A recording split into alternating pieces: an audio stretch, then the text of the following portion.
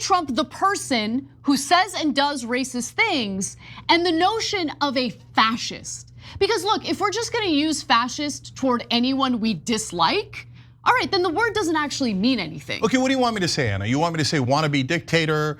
Sure, you can say wannabe dictator, but I don't even think he wants to be a dictator. Of course he does. That's what you do when you lose an election and you go, oh, I got fake electors and I'd like to terminate the Constitution. And Ana Kasparian and Cenk Uygur end up going at it in this clip from the Young Turks, as Ana Kasparian starts with ripping the woke crazies at CNN and MSNBC with Mika Brzezinski about Donald Trump apparently throwing them in jail, as Cenk Uygur then attempts to justify their insane rhetoric and ends up blowing up on Ana Kasparian as she tries to check Cenk Uygur for his ridiculous rhetoric, and ends up being Ana Kasparian and Cenk Uygur just yelling at each other, with Cenk Uygur in full Trump derangement mode.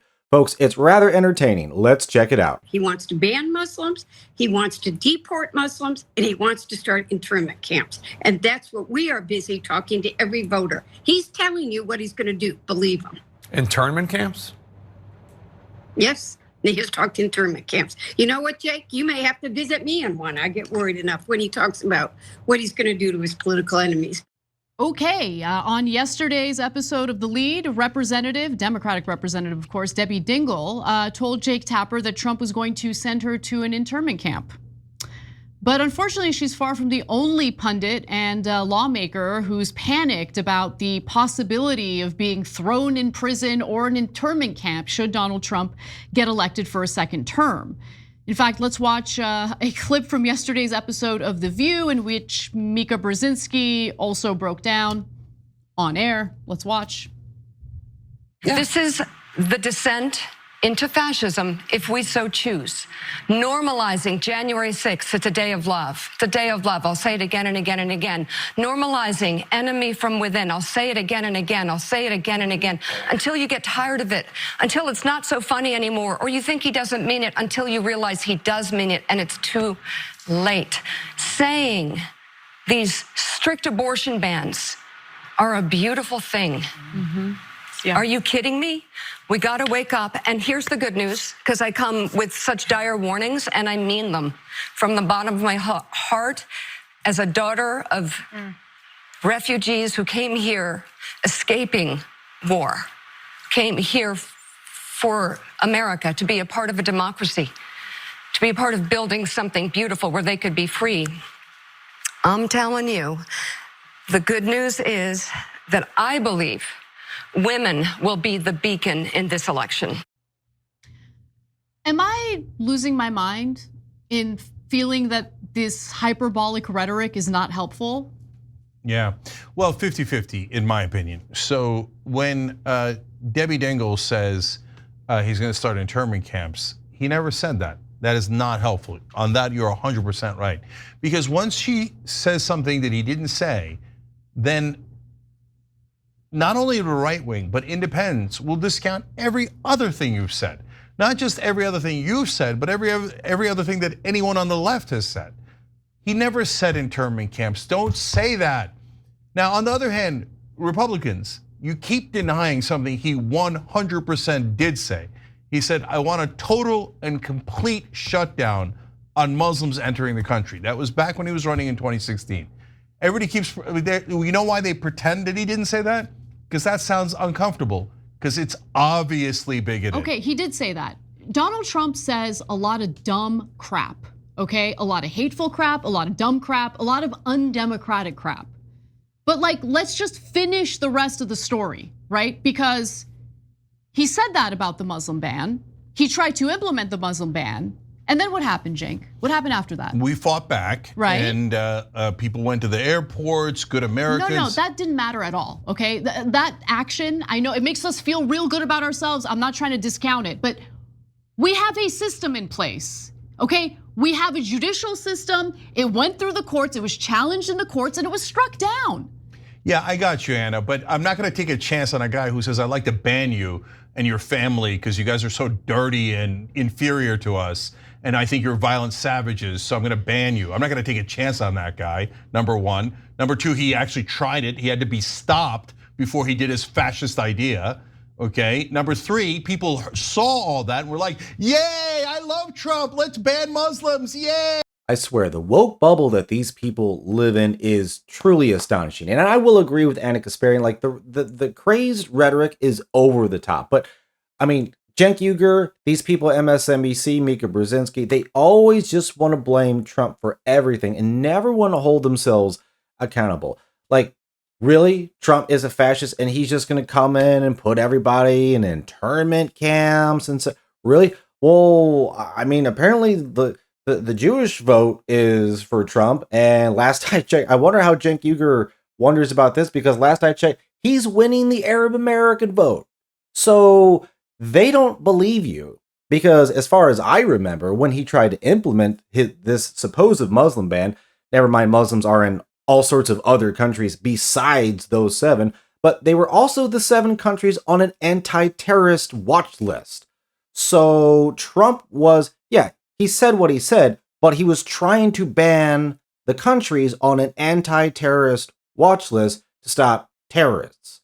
Like, yes, Trump, especially at that time, was saying plenty of dumb stuff, but they just want to pick and choose which facts they want to follow. Anti-terror, like, I guess Cenk Uygur doesn't care about stopping terrorists coming into America. I mean, I don't know. Let me know what you think, folks, but that's what I remember how all that went. And like I said, Muslims are in plenty of other countries. It's not like Muslims only live in 7 countries. So I would like to know how Cenk Uygur justifies that. Leave a like if you're enjoying. Let's get back in.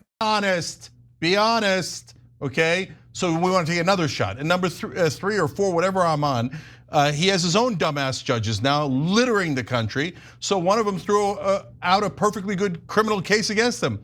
A very, very important criminal case against him. So maybe we run into a judge who goes, yeah, I think that Muslims are dirty, violent savages. I'm just as bigoted and racist as Donald Trump. I do let it stand. I mean, Trump is saying, let's deport anyone who criticizes and protests Israel on a college campus. Not just arrest, he says arrest them and deport them. No, I know he says that. Okay, so is he going to try to do that? Of course he's going to try to do that. How would that process work, considering the majority of these individuals are American citizens? So where exactly were he? Okay, so first of all the non-Americans are screwed. You came here, you paid a lot of money to go to, wherever you're going, Syracuse, Penn State, wherever you're going, right? And he's like, oh yeah, that's it, you're screwed. You criticized Israel and my biggest donor is a giant right-wing Israeli. Okay, so that's it, you're arrested, I rob you of all your money, I rob you of your diploma, and I deport you. I'm not gonna elect a monster like that. Debbie Dingell, you don't have to go to internment camps. He already said all this crazy stuff. So stop making us lose credibility. On the other hand, right-wingers, if you're making excuses for how anti-Muslim he is, he uses the word Palestinian as an insult.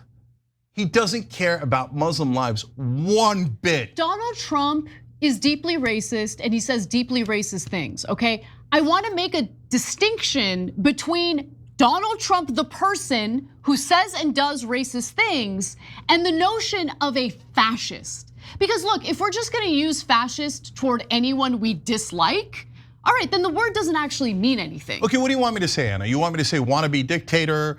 Sure, you can say wannabe dictator, but I don't even think he wants to be a dictator. Of course he does. That's what you do when you lose an election and you go, oh, I got fake electors and I'd like to terminate the Constitution and bring out the tanks and use martial law against American citizens and shoot protesters. I mean, if that's not fascist, then I guess the word just shouldn't exist.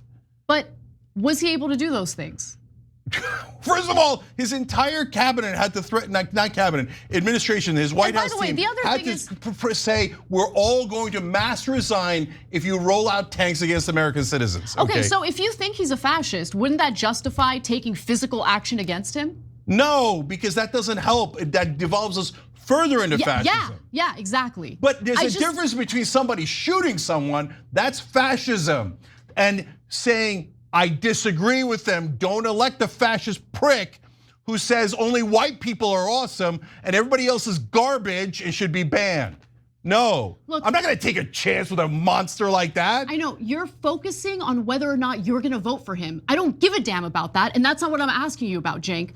I don't think that this rhetoric, especially from elected members of Congress, is helpful at a time. I don't agree. Okay, all right. Okay, well, Anna, why do I not agree? Because so Trump's helpful is rhetoric. No, his rhetoric is awful. Okay, if you don't want to be called fascist, stop saying fascist things. It's not that hard. Okay. Not that hard. Oh, here, let me have dinner with Nick Fuentes, who's a Nazi, Kanye, who's a Nazi, and let me say there's good people on the Nazi side. Oh, it could be pro-Confederate guys. Might be guys who are pro-slavery who are good guys. Let me do all of these things. Let me say that immigrants are poisoning the blood of our nation, a Nazi term that is only used in the past by Nazis, and then say I'm going to ban Muslims, I'm going to do this and this and this to all the other ethnic groups, and then go, oh, I can't believe you called me a fascist. I always love watching Ana Kasparian and Cenk Uygur going back and forth at each other, because it always reminds me of how fractured and imploding the left more or less really is. But oh my god, man, like Cenk Uygur's mind is just flooded with woke nonsense. Like I really have to say, like again with the Muslim ban, he's a fascist. Look, Cenk Uygur, I would ask you this question: if he's such a fascist, if he hates all the immigrants and everyone who's non-white, why is he starting to win a lot of their vote? Why is he winning with Arab Americans? Why is he winning with Chinese Americans? Why is he winning with Latino Americans? Like the only group that he's, subgroup that he's not winning are with Black Americans, but he's made great strides. So there's been a huge influx of all the people that you claim Donald Trump hates that are now supporting him. And Kanye West, a black guy, a Nazi? I mean, did that ever happen? Like, can anyone point out in history a black Nazi ever? I mean, it's like, oh God. Some days I wonder if it just hurts to be Cenk Uygur. Like it just pains him to live in this world. But folks, oh man, thanks for watching. Let me know what you thought about what my comments and what you thought about what Cenk Uygur and Ana Kasparian had to say to one another, and what you think about these woke crazies at MSNBC trying to push this lie that Donald Trump is going to throw all these people in internment camps and turn the country upside down, considering they're the ones who are already doing it. Thanks for watching, like and subscribe, and I will see you on the next one.